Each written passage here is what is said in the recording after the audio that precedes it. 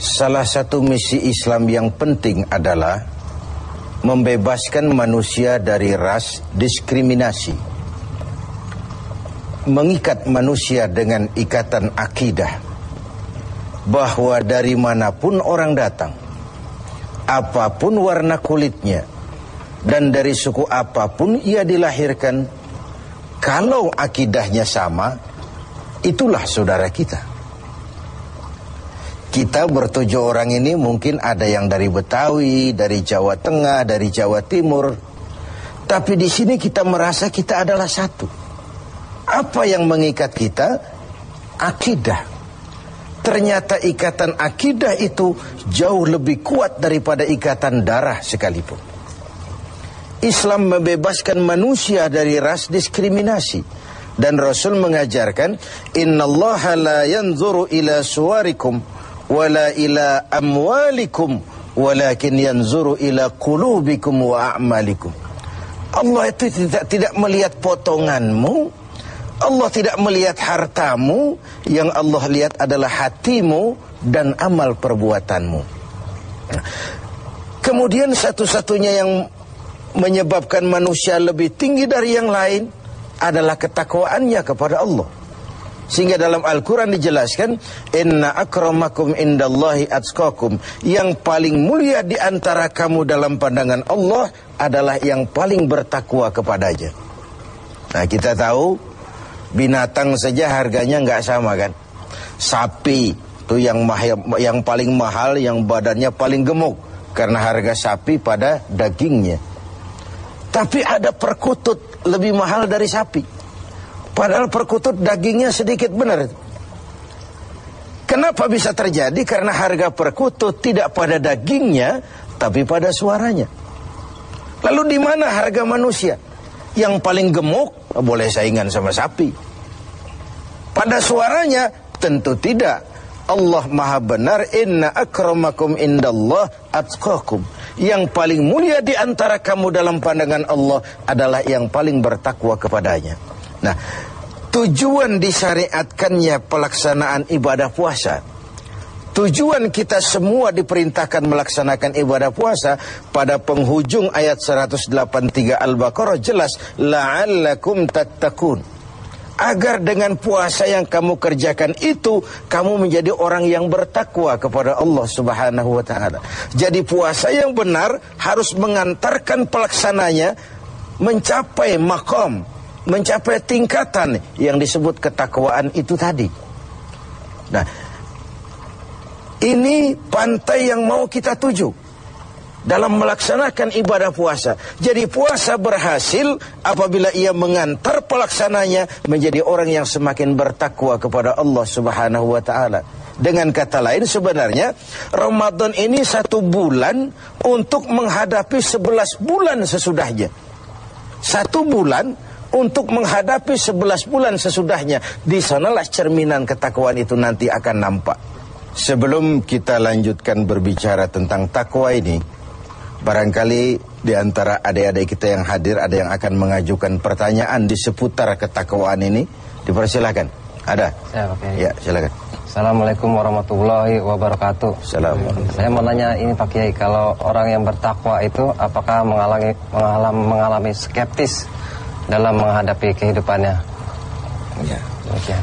Apakah orang yang bertakwa itu lalu skeptis dalam menjalani kehidupan? Kira-kira gitu maksudnya. Iya. Saya ingin menyatakan bahwa lebih dahulu bahwa sekarang ini banyak orang menggunakan kalimat agama untuk maksud yang tidak sama dengan maksud agama. Lalu terjadi pergeseran nilai. Misalnya yang secara umum kita sudah salah kaprah. Orang meninggal biasanya dikatakan telah berpulang ke rahmatullah. Rahmatullah itu kan artinya rahmatnya Allah, kasih sayang Allah, dan itu artinya sorga. Nah, kira-kira kalau koruptor mati, apa iya pulang ke rahmatullah itu? Kita kan sudah menggunakan kamuflase, kalimat yang tidak sama dengan maksudnya itu. Demikian juga kalimat takwa ini. Kalau kita kembali kepada pengertian takwa yang didefinisikan para ulama, takwa itu adalah kemampuan, mengerahkan kemampuan maksimal untuk melaksanakan apa yang diperintah Allah dan menjauhi yang dilarangnya. Itulah takwa itu. Dengan demikian sekaligus jawaban bahwa orang yang takwa tidak skeptis. Tidak, kalau takwa itu ndelohom, nggak kerja, dagang berhenti, tidak cari nafkah, diam aja di rumah, nunggu keajaiban. Bukan itu takwa itu. Takwa juga tidak terkait dengan pakaian. Ini kan aksesoris pakaian ini. Apalagi sekarang aksesoris, apa kalau saya pakai serban saya lebih takwa dari saudara? Belum tentu. Sekarang ini aksesoris juga sudah kacau. Rocker saja pakai gamis. Ini kan sudah kerancuan aksesoris. Jadi sama sekali itu tidak terkait. Dengan demikian orang yang takwa bukan orang yang skeptis. Dia malah harus orang yang optimis menghadapi kehidupan. Karena sesungguhnya yang namanya takwa, kemampuan melaksanakan yang diperintah, kemampuan menjauhi yang dilarang olehnya. Nah, ini sebuah gambaran bahwa disitulah harga manusia itu. Pada kemampuannya menjadi pelaksana yang diperintah Allah dan meninggalkan apa yang dilarangnya.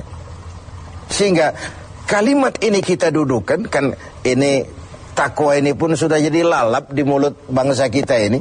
Pejabat kalau dilantik bertakwa, bertakwa, bertakwa. Habis dilantik jabat takwa ngalor dia ngidul.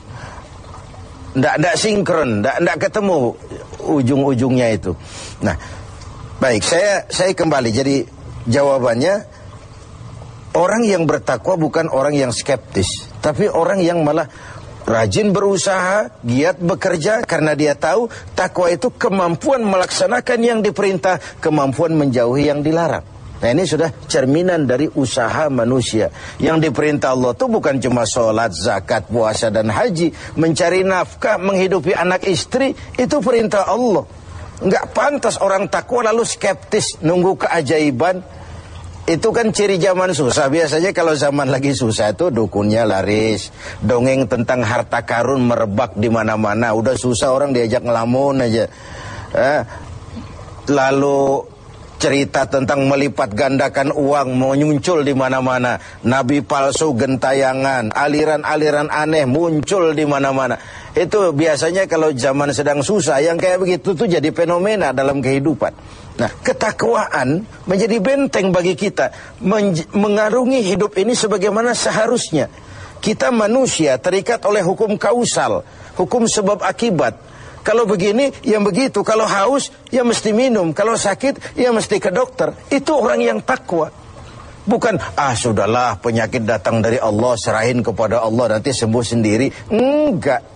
Bahwa nanti sembuh sendiri Allah menghendaki itu soal lain. Tapi sebagai manusia yang bertakwa, kita tetap harus wajib berusaha.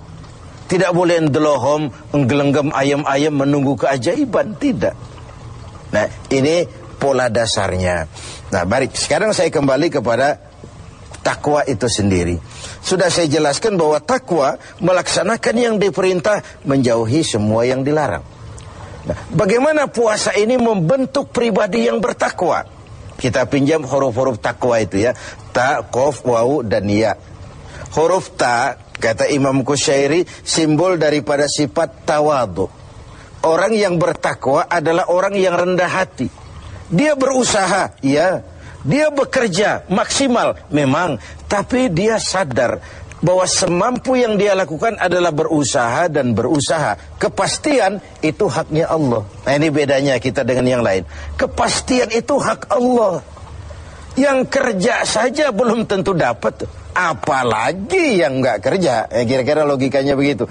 Sama dengan kalau orang bilang, lo sholat juga belum tentu masuk surga.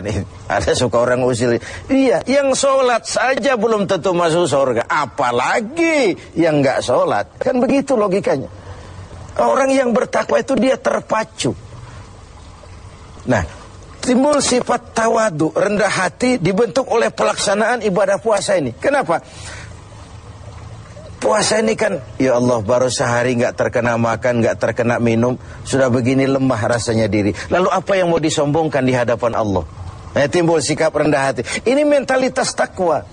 Dia bekerja, dia berusaha, dia gunakan teknologi canggih, dia pakai manajemen yang paling modern, dia pakai tenaga yang profesional, tapi di balik itu dia sadar betul kepastian cuma hak Allah. Maka usahanya selalu diiringi dengan doa agar keberhasilan tidak membuat dia lupa diri, kegagalan tidak membuat dia putus asa. Inilah nikmatnya takwa itu. Keberhasilan tidak membuat lupa diri dan kegagalan tidak menjadikan dia putus asa. Selalu melihat hikmah di balik apapun yang dia hadapi itu. Rendah hati. Makanya di hadis qudsi dikatakan, aku cinta orang yang rendah hati, aku lebih cinta kepada orang kaya yang rendah hati. Aku benci orang miskin, tapi aku lebih benci orang miskin yang sombong. Aku benci orang sombong, aku lebih benci orang miskin yang sombong. Jadi kalau ada orang kaya rendah hati, wajar saja. Orang kaya nggak sombong, kan pantas. Orang miskin nggak sombong, pantas saja. Emang nggak ada yang mau disombongin. Tapi kalau orang kaya segalanya punya, dia rendah hati, itu yang Allah lebih cinta. Nah, takwa menanamkan itu, sikap rendah hati. Lalu huruf yang kedua, huruf qaf, simbol dari sifat qanaah. Ini sifat orang takwa, merasa cukup dengan apa yang diberikan Allah. Tengoklah, puasa ini kan mendidik. Saat menjelang buka, kayaknya semua isi meja mau kita pindahin ke perut kita. Kalau boleh jangan orang lain, jangan kebagian. Padahal apa sih daya tampung perut kita itu? Seteguk air, sepiring nasi, sepotong kue, kenyang sudah. Ini menyelamatkan manusia dari sifat tamak, rakus, serakah. Kan ini yang menyebabkan terhalangnya pemerataan dalam upaya pembangunan di negara kita ini. Sehingga gunung ditimbun, sumur digali, yang kaya makin hebat, yang miskin makin terpuruk, akibat pola keserakahan itu tadi.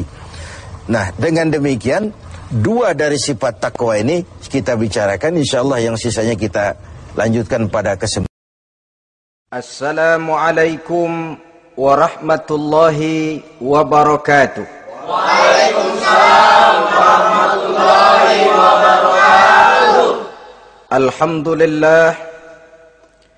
Alhamdulillahil jabbaril qahhar, al-azizil ghaffar, khaliqil jannati wan nar. Wassalatu wassalamu ala sayyidina Muhammadinil mukhtar wa ala alihi wa ashabihil adhar, amma ba'du. Saudara-saudara kaum muslimin rahimakumullah. Pada pertemuan terdahulu di dalam membicarakan tentang hari kiamat, saya sudah menjelaskan bahwa setelah manusia menghadapi pengadilan Qadhi Rabbul Jalil, pada akhirnya terbagilah manusia dalam dua kelompok besar, fariqun fil jannah wa fariqun fis sa'ir. Sekelompok orang masuk ke dalam surga dan segolongan lainnya lagi masuk ke dalam neraka. Maka pada pertemuan kali ini kita akan membicarakan tentang surga dan calon-calon penghuninya. Surga dalam Al-Quran selalu disebut dengan kata-kata jannah, yang wujudnya surga itu sesungguhnya merupakan suatu tempat di akhirat nanti, yang di dalam tempat itulah Allah akan memberikan balasan berupa kenikmatan yang tiada terhingga kepada hamba-hambanya yang soleh, yang bentuk kenikmatan itu dijelaskan Allah dalam hadis qudsinya, a'dadtu li'ibadiyas salihin ma la aynun ra'at wala uzunun sami'at wala khatar ala qalbil bashar. Aku sediakan buat hamba-hambaku yang soleh satu kenikmatan yang belum pernah dilihat oleh mata, belum pernah terdengar oleh telinga, dan belum pernah terdetik dalam hati manusia tentang kenikmatan yang semacam itu. Jadi kalaupun dalam banyak ayat-ayat Al-Quran Allah menggambarkan tentang surga yang di bawahnya mengalir sungai-sungai, jangan disamakan dan dibandingkan dengan sungai yang ada di dunia ini. Kalau surga bercerita tentang pohon dengan segala buah-buahnya, jangan samakan dengan pohon dan segala buah-buahan yang ada di dunia ini. Kalau surga bercerita tentang istana, tentang tempat tidur, tentang permadani dan sebagainya, seluruhnya tidak sama dan tidak bisa disamakan atau dibayangkan dengan yang kita hadapi dalam kehidupan di dunia ini. Di sanalah manusia akan menemukan kehidupan yang hakiki, yang sebenar-benarnya, yang tidak akan pernah berubah untuk selama-lamanya. Adapun kehidupan di dunia ini, boleh saja kita katakan kehidupan yang kamuflase, fata morgana, atau dalam bahasa agama sering disebut dengan kehidupan khayali. Ia berubah, ia bertukar, ia berganti oleh pergeseran masa dan pertukaran waktu. Kita jadi orang kaya di dunia, bagaimanapun kayanya kita, kekayaan itu tidak lain adalah kekayaan khayali namanya. Hari ini dia kaya, besok dia boleh jatuh bangkrut. Tengoklah orang-orang kaya di dunia ini, yang tidak cuma sekedar memperkaya diri untuk dirinya sendiri saja, tapi kadang-kadang sudah mempersiapkan untuk anak-anaknya, untuk cucu-cucunya, untuk iparnya, untuk besannya, pendeknya untuk seluruh keluarganya. Tidak cukup harta cuma untuk 1, 2, 3, bahkan sampai 7 keturunan. Tidak cukup dengan uang miliaran, malah triliunan. Tidak cukup dengan punya tanah yang luas, malah gunung dibeli, laut dibeli, langit pun kalau dijual mau dibeli. Sudah melampaui batas yang dinamakan kewajaran, dihinggapi penyakit rakus bin serakah alias tamak. Lalu menghalalkan segala macam cara untuk mencapai harta, padahal itu tidak lebih dari bayangan khayali. Harta yang banyak itu mampukah menolak penyakit yang hendak datang? Harta yang banyak itu mampukah menahan tumbuhnya uban selembar di atas rambutnya? Harta yang banyak itu mampukah mencegah sebuah giginya yang hendak permisi? Dan pada akhirnya harta yang begitu banyak itu mampukah menolak kedatangan malaikat maut? Sama sekali ternyata tidak. Itulah kekayaan khayali namanya. Karena itu orang yang terbuka mata hatinya, dia tidak hanya mengejar kekayaan khayali ini, dia mengejar kekayaan hakiki yang terpendam di dalam kepribadian berupa al-akhlaqul karimah. Akhlak dan budi pekerti yang terpuji yang menghiasi jiwa dan kehidupannya. Ada sifat sabarnya, ada sifat syukurnya, ada sifat qanaahnya, dan segala macam akhlak yang terpuji. Itulah kekayaan jiwa yang tidak bisa dinilai dengan materi. Kita punya pangkat, jabatan, kedudukan tinggi, pangkat apapun di dunia ini sesungguhnya tidak lebih dari pangkat khayali. Buktinya bahwa dia pangkat khayali, pangkat di dunia ini selalu ada bekasnya. Saudara kenal ada bekas camat? Ada? Ada bekas lurah, ada bekas gubernur, ada bekas menteri, ada bekas presiden. Hari ini dia lurah, besok bekas lurah. Hari ini dia camat, besok bekas camat. Hari ini dia menteri, besok bekas menteri.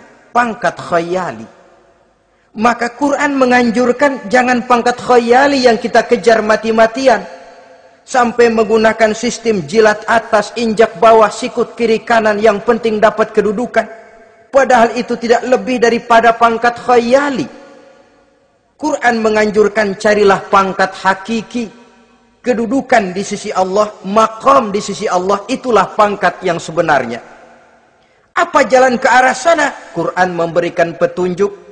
Wa minal laili fatahajjad bihi nafilatan lak asa ayyab'asaka rabbuka maqaman mahmuda. Di keheningan malam, dikala orang tidur nyenyak, bangunlah engkau tahajud kepada Allah Tuhanmu. Pasti kalau itu kau laksanakan, Allah akan menempatkan engkau di satu tempat yang terpuji, mendapat pangkat yang hakiki dan bukan sekedar pangkat khayali. Kita berusia muda, muda kita ini pun muda khayali. Berapa lama kita muda? Hari berubah jadi minggu-minggu bertukar menjadi bulan-bulan, pergi datanglah tahun. Pergeseran masa dan pertukaran waktu membuat kita jadi berubah. Kulit yang tadinya kencang jadi lentur dan keriput. Segalanya berubah. Oleh karenanya, pada kehidupan di surga nanti, orang akan menemukan kehidupan yang hakiki, yang tidak akan pernah berubah untuk selama-lamanya.